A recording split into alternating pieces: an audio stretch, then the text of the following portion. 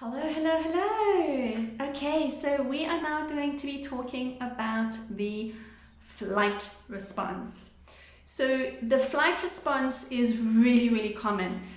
When I was speaking about it over on my Instagram page, I had such an overwhelming influx of messages and people saying how deeply they resonate with it and this is them, and it seems to be very common. Like I said in my previous video, we don't generally tend to be purely one. It's very seldom you'll find someone who is just one of the trauma responses. We tend to kind of bleed into all of them, but we do tend to gravitate to 2 out of the 4 being our main ones. I would say for me, the flight response would be somewhere between second or third place, it depends. So what that looks like is addicted to being busy.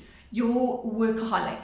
You're always needing to do. Your to-do lists have to-do lists. You can't sit still. You get really agitated when you sit still. You are super irritable.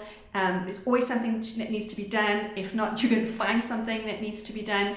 You've got to keep yourself busy, be it your mind busy, more often than not, which it is, physically busy. You are always on the go. There is no time to just sit and rest. When you do sit and rest, you immediately think, oh wow, okay, I've still got to do this and I've still got to do that and this needs to be done and I need to make this phone call. And we try to not just manage our own lives, but micromanage the lives of our spouses, our children.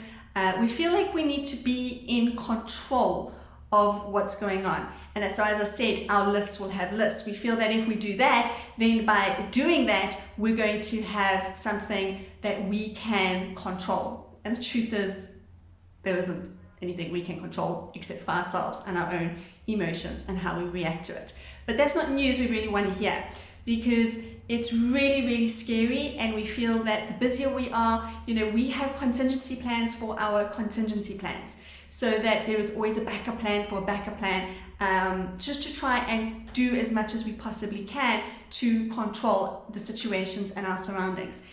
When things happen in the world as they do, and let's just take this year 2020 as an example of COVID, there is this huge overwhelming sense of disbelief and loss and not being able to control anymore, because this is bigger than us. This thing that is bigger than us leaves us feeling helpless, panicky, disorientated. And so we got to keep moving. We got to keep going. We've got to just move through this thing. So what we're actually doing in a flight response is we are running away from ourselves.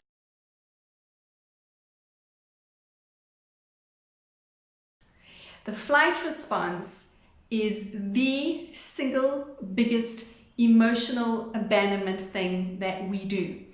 If you suffer from CPTSD, the chances are you were abandoned emotionally as a child by your caregivers. Now what you're doing when you are running all the time is you are emotionally abandoning yourself.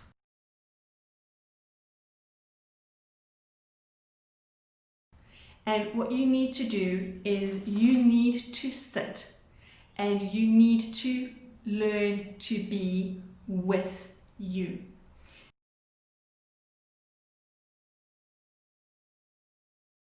To feel those emotions that you are running away from.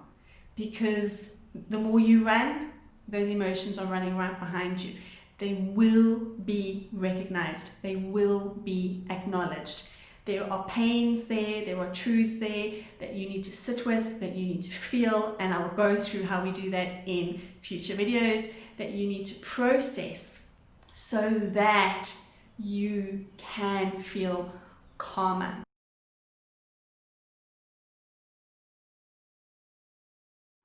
So the flight response keeps you actually in just below the surface, and sometimes not so below.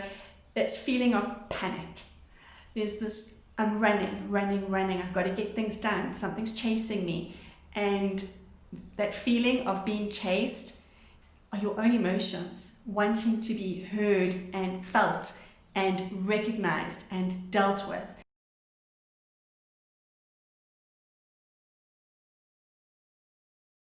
It is hard, it is difficult. There's no shortcut. There is no shortcut in healing. It is a journey. It is a beautiful journey. It is a tremendously fulfilling journey, but there are many painful pit stops along the way. Oh no! And learning to just sit with your emotions, learning to just be with yourself and not run from you is one of the best gifts that you can give yourself. Often in the flight response is very common and seen are your addictions. This is where the addictions come in. Running away from those feelings, not wanting to feel those feelings. And addictions can come in all shapes, sizes, and forms. It could be the obvious ones like alcohol and drugs, which is well known. It could be pornography. It could be shopping. It could be food. It could be anything that keeps you perpetually away from being with yourself.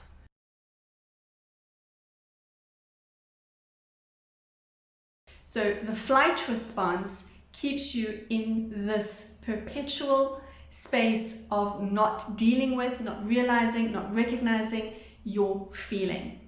Just like in the anger response, anger feels better than hurt. In the flight response, keeping so busy that you don't have to take any note of it feels like the right answer. It is your brain working for you. It is trying to help you survive what it is that you're going through. And so you are always on the run, you're always on the move, and when you are doing downtime, there is normally an addiction of sorts that is indulged in. Because what we're trying to do is buffer those feelings. So we're human beings, we're not robots. We try really hard to go constantly, but there are going to be times when we need to take a breather, relax, or maybe I should go and do some shopping, or let me just go look online and see what I can buy. You're not really resting. Let me just, whatever, fill in the gap, have this drink, which might end up into more than just a drink. Over-the-counter medication, narcotics, whatever it is, pornography, whatever it is, that buffer, what you're doing is you're trying to dull. Now I'm sitting, I don't want to feel this. So you're going to use something to kind of be between you and your emotion and dull what it is that you're feeling. So you don't have to face it, so you don't have to deal with it, so you can numb it out in those times when you are having downtime. And what we also tend to do is, as I explained, in the case of anger, the extreme version of anger is narcissism.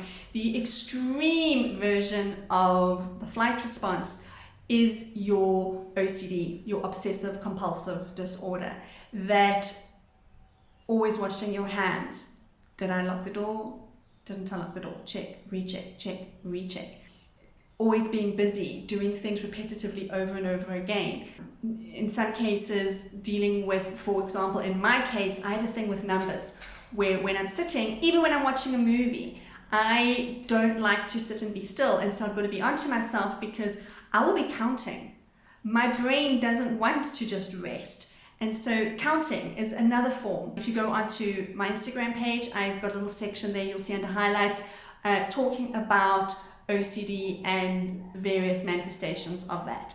So those are just quick pointers for you to be aware of so that you can be onto yourself, so you can realize when you are in the moment and you have that feeling of panic and that anxiety and must keep going, must keep doing, what's happening, workaholism, finding an addiction of sorts. What am I running from? And in future, we are going to do some videos teaching you to just sit and be with yourself. Sounds terrifying. And in the beginning, it is terrifying. But once you wade through that river of sorrow, the other side, it's amazing.